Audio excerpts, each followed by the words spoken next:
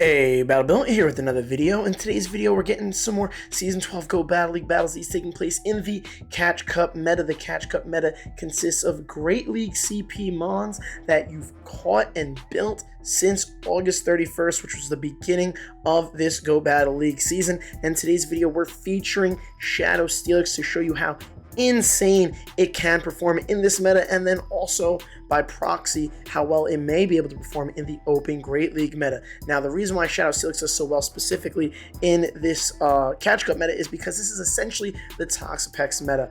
With the Halloween Cup coming earlier this season, about a month or so ago, when Halloween was around, Toxapex took that meta by storm, and most people already have that built from then. So everybody's getting a second use out of it in this Catch Cup meta, on top of the fact, obviously Toxapex had its release and event during that time, or around that time also.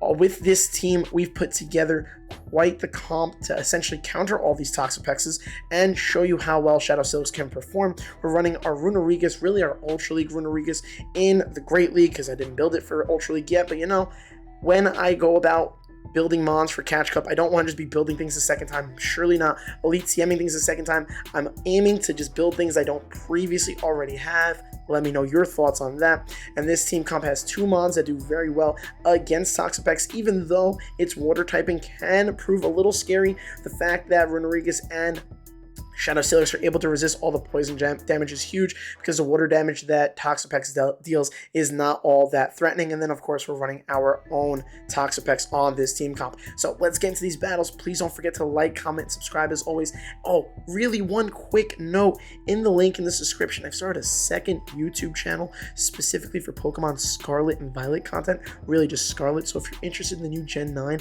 content, I highly recommend you check out my most recent upload, the YouTube channel. Drop a like, a comment, subscribe there. Genuinely super appreciate it if that's something you're interested in. And on that channel, we'll be doing gameplay and then shiny reacts and things along those lines. Anyhow, I digress, because this channel is barely limping by as it is. So let's focus on these battles and this content. Getting into this next match, we have our Runerigus up against a regular Scizor. We have to watch out for the super effective Night Slashes that are going to come through from the Scizor, and we're going to want to build up the Shadow Claw and bait Sandtunes. Now, because of the fact that Scizor is so glassy, we're expecting and fully expecting to get shields like we just did. They're getting to another charge move here. We're going to let this one come through. We're hoping that we can survive a Night Slash. I shouldn't have shielded the first one. That was actually a mistake on my part, because the Scizor could have boosted, and the second Night Slash would have done even more damage. So in that kind of situation, you want to let the first one come through. We then save swap into our Shadow Steelix, and we're going up against a Mudboy, a Shadow Marshtomp. Quite the mon to have and built for this Catch Cup meta, and we're quite concerned with it, but thankfully we were able to get both the shields from the Scizor, so we're going to let a charge move come through from the Marshtomp, expecting a Mud Bomb just barely doesn't take us out, and we're able to leave this scenario with the shield and energy. So you know what? It worked out pretty ideally because of our opponent's late swap. They then come in with their own Toxapex, and we get to see how well Steelix can do in this matchup here. They're going to jab at us. They're going to take us down, but we did land the Psychic Fangs, and with the debuff and all the Dragon Tail damage we were able to deal afterwards, we did at least a third of the Toxapex's remaining health, and essentially this match is GG's. We're playing in the Toxapex mirror where they're debuffed, and we have more health and a shield. That Scizor is practically dead in the back. We're expecting to try and swap and catch a Sludge Wave on their Scizor, so we're trying to be careful of when we decide to throw. We're going for the Sludge Wave here. That's going to do a good chunk, and we know now that we just want to build up to 2 brines, and we can eat Sludge Waves from our opponent's Toxapex very comfortably, based on the pure fact, again, we're not debuffed, and they are. We then swap, actually, because we're not going to get to 2 brines, fully expecting to throw the move. Don't want to even chance our health there. We catch a Sludge Wave, which is huge. They then swap in their Scizor, but we throw the brine right away, going to take out the Scizor's remaining health, and then their Toxapex is going to take one jab, and that is GG's for this match. I had a ton of success with this team. As you can see, my starting elo is around the lower 3,000s, and we gain about like another 100 points. Honestly, the teams I've been putting together towards the end of the season since I've hit Legend, I wish I had earlier this season, because I've been gaining clumps of 100 points at a time super consistently with a lot of the comps that I've been building, and this is one of those in that manner. So if you're making a last minute push for the legend rank and you don't have any Master League mods, because a lot of people do not, and having open Master League for the last week of the season, not Niantic's biggest brain play there.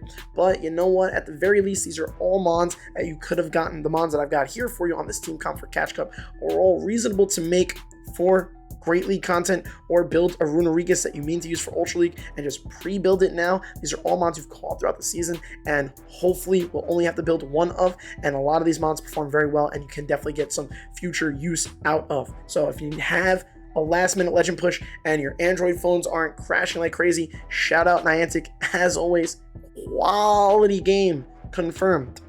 Regardless though, here's a team for you. Hopefully I can help you make that last minute push. Either way, we've got this matchup here. Our opponent was able to make a crazy catch, which is a Sand Tomb catch on their Skarmory. So we're not sitting in the best spot here. That one catch right off the bat can essentially flip this game. We come with our Toxapex here, but even Shadow Venusaur can do quite a bit of damage to our Toxapex with that neutral damage, because Shadow Venu hits hard. They come in with the Galarian Sunfisk, and we're not in the most ideal scenario. We want to build up the perfect amount of energy. We're hoping they'll want to commit the shield to their Venusaur, so we're going for the Shadow Ball here. We end up landing it, which is huge. The problem is I think I make a mistake here and let this charge move come through. And the main reason why this is a mistake is because my Toxapex is throwing triple resisted poison jabs at their Galarian Sunfisk, and we're not able to jab down. Whereas if I shielded, could have Shadow Clawed down, potentially had a Sand Tomb. I was worried about the Venu in the back having energy, but I wasn't in a great spot to begin with. So maybe I get that far, maybe I threaten a shield with the Sand Tomb, maybe I get the shield, debuff them, and come in with Toxapex and jab down, and they're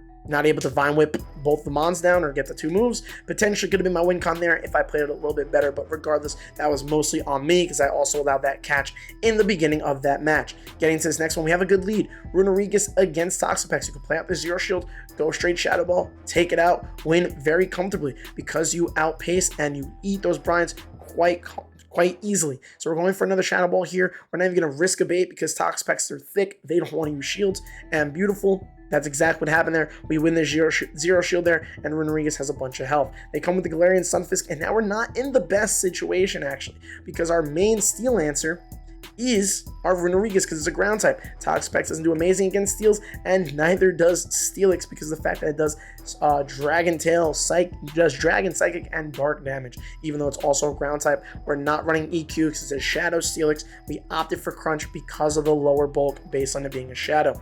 Either way, I think, do we decide to double shield? No, we single shield, and then I think I just pray I can Dragon Tail with our Steelix now that we've debuffed it twice with the Sand Tombs. That was my hope, and at least thanks to the debuffs, these Dragon Tails are building quite up a bunch. We decide to shield here. We get baited. We're down the 2 shield, O shield scenario, and our opponent just top lefts. GG's. I guess they realized they weren't going to get to an EQ. We were going to Dragon Tail them all the way down, and our Steelix with a bunch of loaded energy was going to win that match, regardless of the fact that they had 2 shields. So we'll take it. The opponent decided, preemptively quit. Didn't even know what our last mom was, but you know what? We take those. Either way, against this next matchup, we had a negative lead. We safe swap into our Steelix, which is not the best safe swap in the world because I recognize after the fact, even though I wanted to get away from all the lick damage and the normal typing that the Snorlax is with our Runerigus, Snorlax has superpower, and you know what Steelix is? A Shadow Steelix. It's a relatively glassy steel type that's going to take super effective damage. So we're in another scenario like the last match where we're down 2-0, but our opponent is not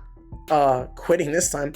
Our Steelix is loaded again, so at the very least, I'm going to deal some nice Dragon Tail damage along with debuffing the heck out of them by spamming off these Psychic Fangs as much as possible. The other positive thing is I can come in with Runerigus, and as much as I do have to worry about a super effective Ice Punch, they shouldn't be at 2, and I can resist all the counters. So that was my plan. They decided to throw a charge move here, and this ends up not being an Ice Punch, which I was quite caught off guard by. They then swap into their Dende, or Dendende. I don't know how to pronounce this Pokemon's name. As far as I'm concerned, it's a Dragon Ball Z character, Dende. Either way, we build up some energy and we throw a super effective Sand Tomb, and then we look to catch the Play Rough, because even though we resist all the electric damage on our ground type, our poison type Toxapex in the back resists all the fairy damage. So that play there was super optimal. Play Rough would have hit Runerigus for neutral damage, and we needed to keep Runerigus alive. And then, of course, we didn't want to catch an electric move because you could see how much that super effective damage from Dende did to our Toxapex. Either way, we farm it all the way down, and we're in an amazing spot and win that match thanks to quite that catch. Getting into this next one, we have a Runerigus against a Shadow Dragonair. We have to be very careful here. Shadow Dragonair is quite glassy, but also very attack heavy. So they're going for a charge move here, which should be super effective. Aqua Tail, we give our shield, and I make a mistake. A lot of the times in this kind of scenario where an opponent gets your shield, gets off their charge move, they will not shield, so that when you bait them, you're in an even worse off spot. So now we just got to spam Sand Tombs, hope to potentially get a shield on this one, which we do get. We're not going to win the 0 shields here, or 1 shield, so we snipe with our Steelix because they're double debuffed. 1 Dragon Tail takes out their Shadow Dragonair's remaining health. Ends up being an insane play on my part because the Dragonair dies with a bunch of energy. They come in with the Cough Egregious, and it's going to go for a charge move here after we've landed the Crunch. They were expecting us to go for the guaranteed debuff that would only be neutral damage against them. No, we want that super effective damage and the potential chance at the debuff. Crunch, really good move, working well on our Golbat. On our Shadow Steelix. They have a Golbat here, but it also, having Crunch is more of a play in this Catch Cup meta because of all the ghost types running around. Coming with our Toxapex, opponent recognizes their Golbat can't do anything there, and that is going to be GG's for that match. Getting into the next one, we have a Runerigus on a Cough Egregious lead. I don't know if I'm saying Cough's name right. I think I got Runerigus right this time. Last time I called it Runegrius or something crazy. Regardless, our opponent makes an insane play that I was expecting, even though I built up exactly at Shadow Ball and threw anyway. But I kind of expected that play, and I should have known that my only real win con against that Cough Egregious in that mirror is to go for the bait and debuff and hopefully get a shield. They catch on Lickitung, which is a huge play on their part, but Toxapex plays a pretty good matchup against Lickitung in the Great League meta. I mean, obviously, what other meta you're going to play in? Regardless, because of that, we land the Sludge Wave, which is huge. They're going to go for charge moves. They're going to spam Body Slams, not go for Power Whips, because Power Whip would be non-stab on their part, and we're a Water Poison type, so we only take neutral damage from Power Whip, and then they're getting to another charge move here, which we know we can eat. We go for the Jab Down, and we expect the Cough Egregious to come back in. We're going to throw 2 brines at it if that's what ends up happening there, if we can survive the Shadow Claws. But instead, they come with their own Toxapex, and we end up brining it, which is super unideal considering how little damage that did. And then we go for a Sludge Wave, because you know what? At the very least, we get off 2 moves here, and if I went Sludge Wave right away, I wasn't going to get off 2 moves anyway. So you know what? I guess that kind of worked itself out regardless. What did I decide to do? I think I decided to come in here with Steelix, and my hope was essentially to comfortably play this matchup out, eat the brines as much as they be super effective, because the residual damage or the additional damage they try to deal with their fast moves is going to be literally nothing because we triple resist, and we just wanted to keep shields here. We wanted to keep shields and farm down the Toxapex. That was our goal, so that if the Cough Egregious comes back in, we're able to throw a charge move, get a shield against it, or even a debuff, and that's exactly what happens here. It comes in, we go for the Psychic Fangs. We're not even expecting a shield here because they need to save shields for a Runerigus in the back, but they decide to shield anyway, and with the debuff, we're sitting in a great spot here. They can throw charge moves, but Cough Egregious fails where Runerigus succeeds. Runerigus has a bait move in the form of Sand Tomb. Cough Egregious does not, so this is very straightforward. We go straight for the fast move, farm down. They try to go for psychic debuffs, whereas, you know, Runerigus has Sand Tomb for a guaranteed debuff, even though the move does no damage, but it gets the job done, and then we fast move down their Toxapex for GG's in another match. Getting into the next one, we have another bad lead with our Ghost going up against a Flying Normal type in the form of Noctowl. We save swap into Toxapex. That is the main save swap that you're going to want to go into here, but honestly, it's kind of hit or miss. It all depends on really what their lead Pokemon is in that scenario, and if, you know, you're going into the harder counter or the softer counter. Always aim to go for the softer counter, depending on whatever your matchup is that you're losing.